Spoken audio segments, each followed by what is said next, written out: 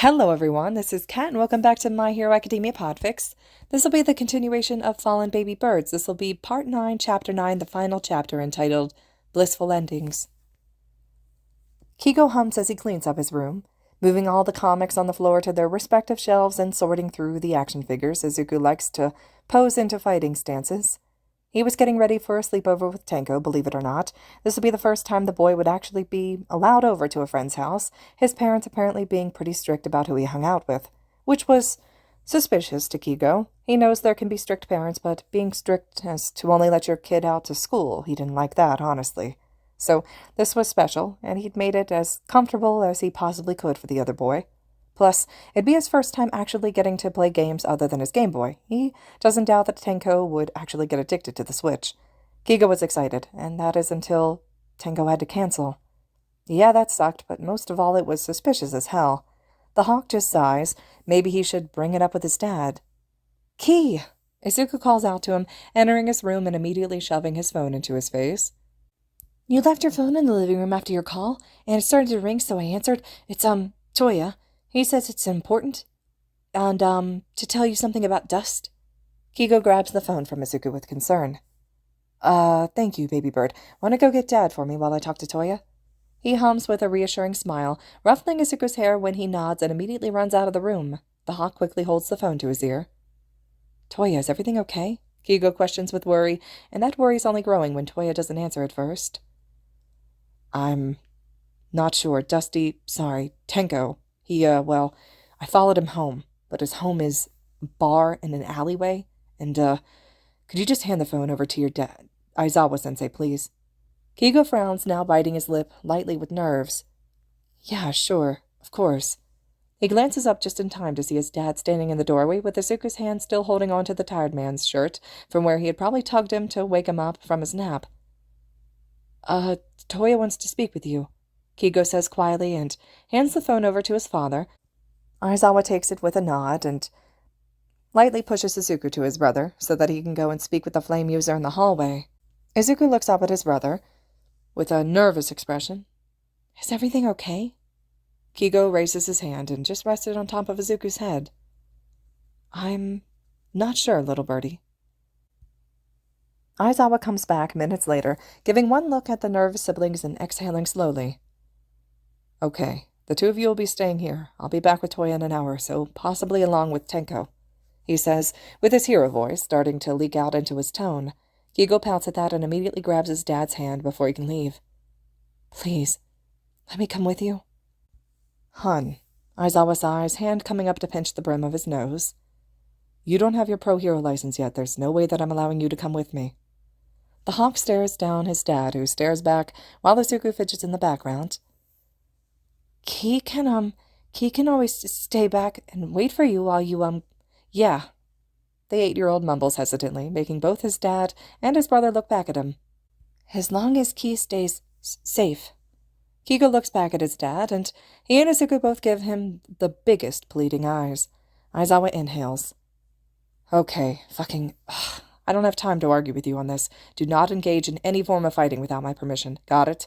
We need to go right now. Toya's waiting. Aizawa looks over to Izuku. Stay here with Zashi. We'll be back, okay? Okay. Stay safe, please, Izuku says, looking down at his feet. We will, Izuku, his dad promises, along with Keigo, who nods determined. Yeah, and we'll be back before you know it, little birdie, Keigo says with enthusiasm, despite his own worries. It makes Izuku look up with a little hesitant smile, though, and that makes things at least a little better. Toya's waiting in the alley when they find him, leaning against the wall with a frown on his face. There's still a burn on his cheek from his training earlier that week, but it doesn't really show that well in the dark. He squints over when he sees the sirens and Aizawa approaching him, raising a hand to wave. Don't say anything. Go over to where Hawks is waiting, got it?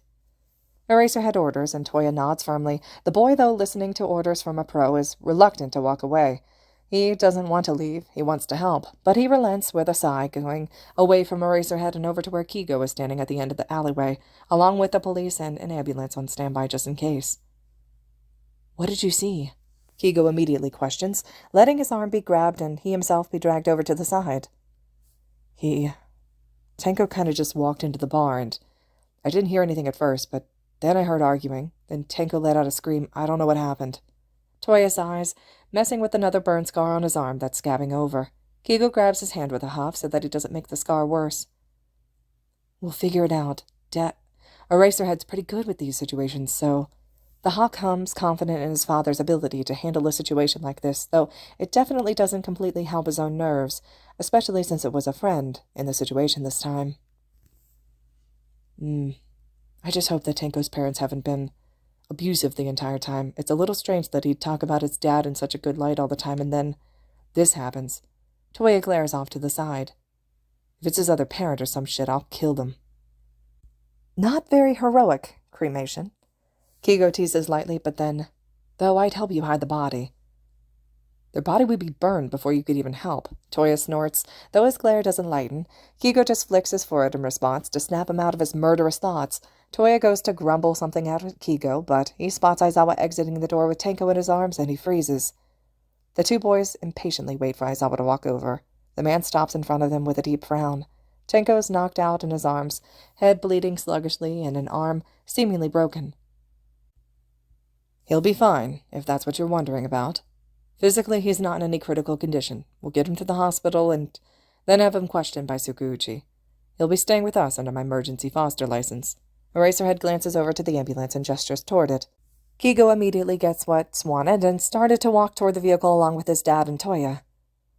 Do you know what happened? He asked on their way there. I'm not sure, kid. He was on the floor when I walked in, knocked out already, and after searching the entire bar, there was no one else there. He might have been abandoned, but we'll see. Aizawa, Keigo, and Toya go to the hospital along with Tenko. Back at home, Izuku's waiting nervously while he writes in his notebook in his bedroom. The All Might poster above his desk stares down at him and makes him uncomfortable for once. He looks away with a pout. All Might was cool and all, but... Wow, he was bright, and his smile certainly made him feel a little odd in moments like this, when he's nervously waiting for his brother and his dad to come back home. He nervously nibbles on the pencil eraser, staring down at the paper in his notebook. He almost jumps out of his seat when a hand lands on his shoulder, and he looks up to see his papa looking down at him worryingly. They'll be back soon, Bun. Sho sent me a message that they're on their way home. Hizashi hums, running a hand through Izuku's curls. The 8-year-old nods lightly, placing his pencil down, and hopping out of his chair, he waddles 2 steps over to his papa and gets a big hug from him. He was very tired, and the warmth from the hug just made him even drowsier. Probably wasn't a good idea to be staying up till 3 a.m. waiting for his family to come back home. You're going straight to bed after they get home, his papa says, sternly, though it's light-hearted and not actually serious. It still makes Izuku giggle, though, and nod. Yeah, he might pass out on his brother, honestly. When the boy hears the door open, he's immediately detaching himself from present my classic hug, and he runs over to the door. His papa's right behind him, letting out a fond sigh for his close-knit family. He was so lucky to have all of them, and actually be able to worry over others that he loves, though sometimes it can be a painful process, being so worried and nervous. The relief of having them all come home and seeing their smiling faces, it was certainly worth it.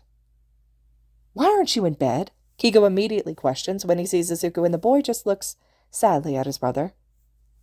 I couldn't sleep. Izuku looks down at the floor in embarrassment, hands fiddling with his shirt. Keigo immediately cracks. Ah, little bird. Toya sighs and walks forward, picking up Izuku with ease. Despite the boy being 8, he's still short, and turning to Keigo.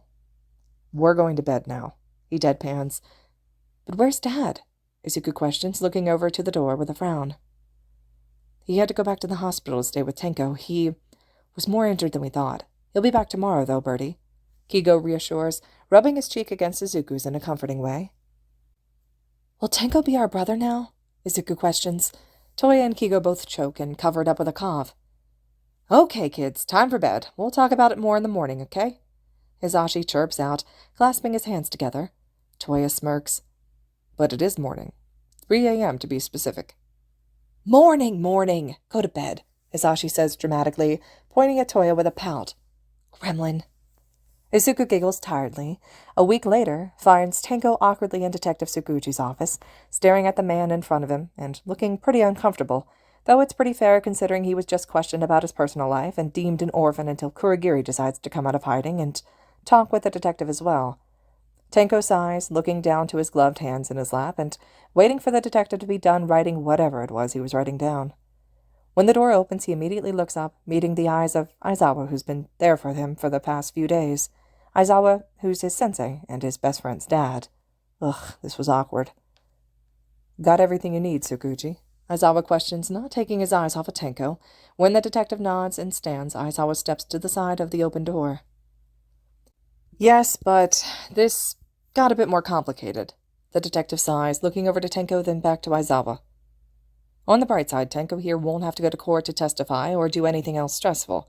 His recorded interrogation will be enough, and he's free to go live with you until this Kurogiri comes back. If Kurogiri isn't guilty and he's willing to testify for what's needed, then there's a chance he'll be able to take Tenko back.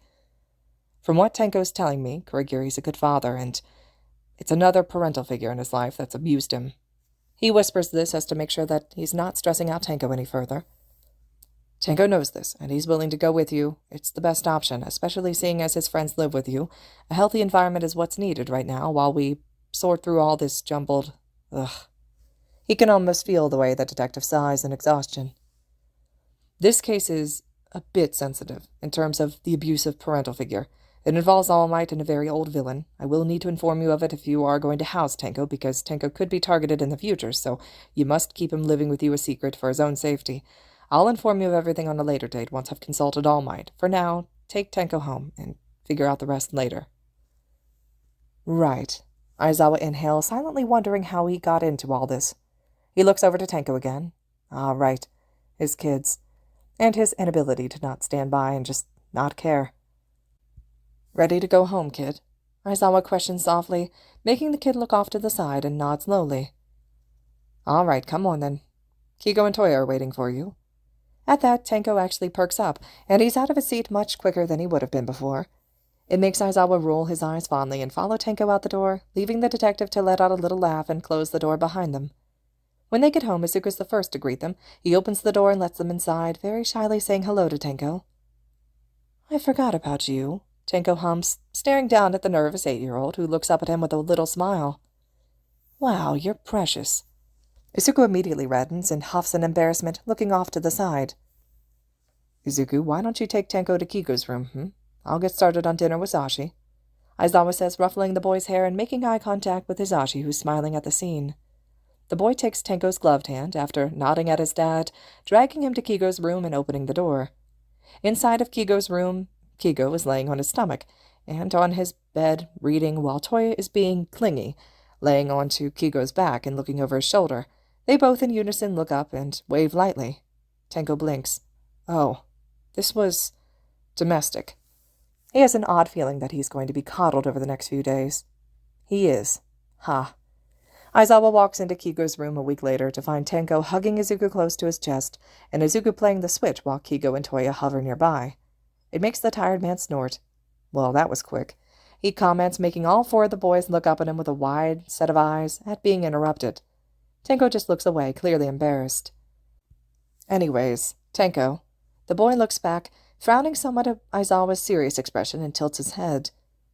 Kurogiri came out of hiding, but there's an issue we need to talk about in private, okay? Tenko feels dread in his chest, not really sure if he's ready to hear what Aizawa has to say, but... Yeah, this. Him learning that Kurogiri was actually Aizawa's past-dead friend and currently not responding wasn't really what he wanted to hear. But he has reluctantly accepted that they're doing all they can for his proclaimed father. In another week or so, when Kurogiri finally becomes more responsive, he testifies. It's a very long process, especially when it comes to sorting through all of Kurogiri's memories, and it's just a mess. A mess that Aizawa was dealing with most alongside Hizashi, so during one of the days that Aizawa is going to help out with his old friend, Hizashi not coming along though wishing to, Tenko goes to the mall. Yep, he goes to the mall. This is a first, he thinks, walking by so many shops alongside Keigo and Toya. Izuku and Hizashi were here too, but they went to another shop while Hizashi had threatened them to stay safe while on their own. It was a very soft threat, honestly. It wasn't even really a threat. We should see the Hero store. I think they have those new Present Mike plushies, and I kind of want to get one for Izuku's birthday.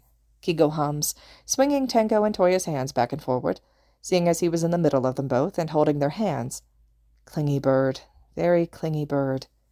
The trio walk until they reach the hero store, and Keigo pulls them inside. They're immediately assaulted by the sight of All Might merch, seeing as he's the #1 hero and his displays are always going to be the first thing you see in most stores, but going deeper in, they get to the good stuff. Keigo has to resist snickering at the sight of the present Mike plushies. It was odd seeing your parent in stuffed form, funny enough. Keigo grabs it off the shelf, showing it to Toya and Tenko, who both let out a laugh. Toya rolls his eyes while Tenko shakes his head in an exasperated but amused manner. The hawk takes the Mike plushie with him while they browse through some more. Toya not so subtly knocks over an Endeavor figurine, and Tenko catches it with his ungloved hand, and oh, now it's dust. How did that happen? Anyways, they don't get caught and continue on their gremlin activities of making fun of certain hero merch and picking out stuff for Izuku, though at some point another kid their age walks into the store and spots the trio almost immediately. Keigo's feathers ruffle slightly when he feels eyes on the back of his head, and he turns almost immediately to the kid that's now approaching them. Toya and Tenko share a look, confused at who this kid was until, "You're that Shimura kid, aren't you?" Tenko freezes. Toya's hands balled into fists, and Keigo frowns. "You were my neighbor, you know. I heard the screaming. You killed your family, didn't you?" "I don't know what you're talking about. My family was murdered by a man," Tenko says through gritted teeth, inhaling shakily when the kid snickers. "You sure about that? Maybe you remember it incorrectly, but why would you be the only survivor? And why would this man be nowhere to be seen, My parents say you did it, and that you do it again with a villain's quirk like yours." The kid stares down Tenko, not seeing the way that Keigo and Toya are not having this right now. "If you're so sure that Tenko killed his family, then why haven't you gone to the police?" Toya questions with his eye twitching. The kid turns and scoffs. "I tried to. They said I was spewing bullshit, that a kid couldn't do that. They're fucking stupid," the kid hisses out. "A villain's a villain, no matter the age." "Want to try telling what you just said to Tenko to a detective? Because what you just said now is sensitive information and currently being used in a case against the actual man who killed Tenko's family and is still out there, not in custody. Why do you think there was no man when Tenko was found? It's because he got away, dumbass. And if you're not careful about what you say out in public, he might just come for you next. So shut the fuck up and watch your words," Toya growls out, pointing at the kid with such anger on his face. "Oh no, a man that doesn't exist is going to come kill me? I'm so fucking scared," the kid mocks. "I bet if I called the cops right now and told them that a kid with a disintegration quirk just dusted store's merchandise, they'd come running down to arrest your ass and put you in prison where you belong." The kid gets punched before he can say another word, Toya and Tenko both blinking with wide eyes at Keigo, who's looking absolutely livid. "What fucking ever? My pops is on his way here, and you're going to repeat everything you just fucking said to a detective. Fuck you," Keigo breathes out, then turns to his friends with an angry expression. "I'm just going to come back for what we got for Izuku another day. I don't want to ruin the surprise with—" Keigo glares back at the kid, who's holding his now bleeding nose on the ground.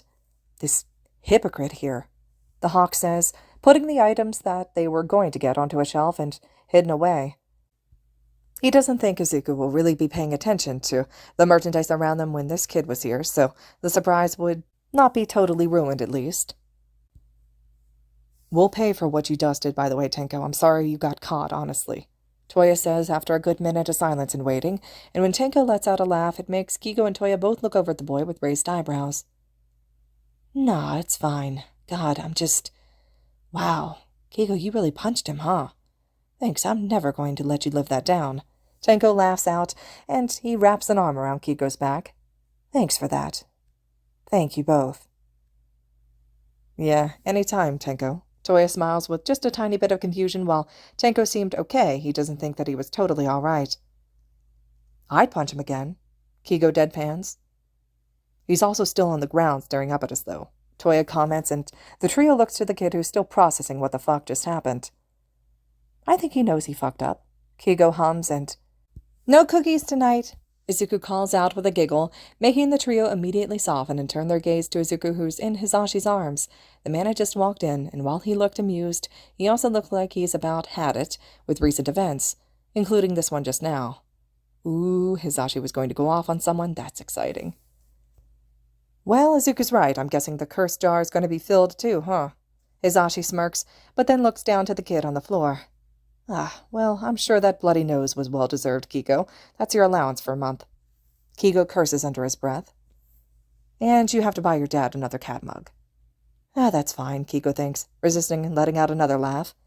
Hizashi gets a police officer to come down and take the kid to Tsukuji, and then they finish up their mall shopping and get back home. They don't push Tenko on talking about what had happened with his family. They just play games and watch a movie together. It makes the boy feel warm and happy that he doesn't have to talk about it. They're at the end of the day when Aizawa walks through the door with Kurogiri, looking like how he did before he was Kurogiri, except it was like he was both Aizawa's dead friend and Kurogiri all at once. His hair was purple and flowy, but his face was... Wait, but... Oh my god! Hizashi cups his hands over his mouth, taking in the presence of him and... Oboro? Aizawa's expression is so soft as he nods, looking to Kurogiri, Oboro, and then back to Hizashi with his little smile. Kurogiri, Oboro, looks at Hizashi, then to Aizawa, then to Tenko, who's staring, and the boys next to him. I don't remember everything, but I certainly remember you both. He laughs, eyes ever so fond for Hizashi and Shouta, and voice clearly heavy with emotion. And that's all I need, I think, for now. Tenko can't really resist himself any longer, and runs into Oboro's arms, the man immediately hugging him tightly and letting out a wet laugh. And you, God, of course, you too, Tenko. He chuckles, running his hand through the boy's hair. When hugs are all exchanged, Oboro takes one look at the kids in the house and goes, Wow, we're parents at a young age, huh? He turns to Aizawa. See, I told you that you'd be good with kids. The tired man has to resist crying at that statement, instead just snorting and shaking his head. You were always better with them. Nah, that's definitely Hizashi. He's 100% earning that title of Papa. Oboro laughs out, looking to Hizashi, who's shaking his head. No, you don't agree? You should see Shouta with Keigo and Izuku, believe me, he makes a pretty great dad. Hard competition here. Hizashi smirks, while Aizawa hides his face in his scarf and huffs. Izuku giggles and makes the three adults look over to him. Oboro almost instantly coos. Oh my god, he's precious. The 8-year-old immediately flushes red and hides behind Keigo, who lets out a snort. That's the baby of the house. Tenko deadpans from where he's in Oboro's arms, making Toya snicker and Izuku kick him in the legs. Keigo's smart and says nothing. The rest of the night is spent together as a family, and catching up on lost time with a long-lost friend. When weeks pass and they adjust to having Oboro back, the man applies to be a teacher alongside Hizashi and Shouta at UA, which also reunites the man with Nemuri, who is ecstatic to have the 4th member of their group back and kicking. All the staff members at UA are delighted to meet Oboro, and some of them even remember when he was a student. So to say they're shocked is an understatement. The summary is that tears are shed. Keigo and Toya tease Tenko about him now having his own dad as a teacher too, which makes the boy huff, but then brag later about how cool his dad is when they end up in a training simulator using his teleportation. To say things are so much better than they were before would be, well, another understatement. Getting Tenko as their friend and Oboro as a 3rd family member, it was nice, and something Keigo didn't think that he needed, seeing as he already had the perfect little family before, but more. More was nice. It was good. He's glad that he met Tenko. He's glad he met Toya. He's glad he met his parents, Shouta and Hizashi. He's so glad that he met Izuku. God, he's so glad he met Izuku. Keigo glances over to where Izuku's on the couch, writing in his notebook and very focused. The hawk smiles fondly, standing up and strolling on over. He wraps his arms around Izuku's back, surprising the boy, making him look up at his brother. What you writing, little bird? Izuku pouts lightly and looks back down at his notebook. Just, something. Something for you. For me? Keigo questions, genuinely surprised. Is it another little quirk analysis? No, Izuku stutters, embarrassed. I'm not going to get to see it right now, am I? The 8-year-old just giggles at that, shaking his head. No. Fine. Keigo whines dramatically. Anyways, do you want to ask Dad and Pops if you can invite Shouta and Hitoshi over tonight? Izuku just smiles at his older brother, real wide, and it makes the hawk so happy to see his hatchling that happy as well. And later, when Izuku comes into his room and hands him his letter before running off, he feels like his heart is going to explode out of his chest. Key, I just wanted to tell you how much you mean to me. Ever since you found me when I was hurt, I knew I could rely on you and trust you. You're my everything. You're my big brother. You mean so much to me. I love you so very much. I just really can't put into words how much I appreciate and love you, because there'd be too many words and it'd be too much, I don't know. There's so much that's happened to both of us, to our friends and to our family, and it's been really hard, but every step of the way you've been there for me, and you've never left. Dad and Papa never left. Toya never left. Hitoshi and Shouta are still here too, and even Tenko isn't leaving. I hope you know how much that means to me, because it really means a lot. A lot, like a lot. I don't know how else to express it. I'm just so grateful. Thank you for never leaving. Thank you for being my big brother. I love you. Izuku, your hatchling. Keigo lets out a wet laugh, wiping a few stray tears away from his face. Silly little hatchling, as if Keigo would ever leave him. A flock sticks together, after all. All right, everyone.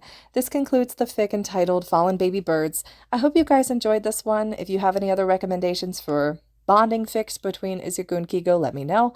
And as always, thank you so much for listening.